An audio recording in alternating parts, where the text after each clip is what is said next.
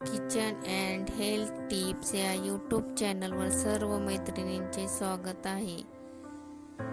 Tip number 1. लिंबाचा रस व्यवस्थित निघण्यासाठी लिंब काही मिनिटे कोमट पाण्यात बुडवून ठेवा. Tip number 2. मसाला खराब होऊ नये यासाठी त्यामध्ये हिंगाचे खडे ठेवा. Tip number 3. भेंडीच्या भाजीत 1 चमचा दही मिसळले तर ती चिकट होत नाही. Tip number 4. कणिक मळताना चिमूटभर साखर घातली तर पुऱ्या चिवट होत नाहीत. Tip number 4. शेंगदाणे लवकर सोलण्यासाठी भाजताना दाण्यांना पाण्याचा हात लावावा.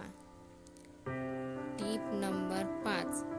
वांग, दुधी अथवा कोणतीही फळभाजी रोस्ट करण्यापूर्वी त्याला तेलाचा हात लावून काट्याने छेद करावे. Tip number 6. दुधाचे गोड पदार्थ शिजताना जायफळ आणि वेलची घातल्यास दूध फाटते. यासाठी तो पदार्थ थंड झाल्यावर वेलची आणि जायफळ टाकावे.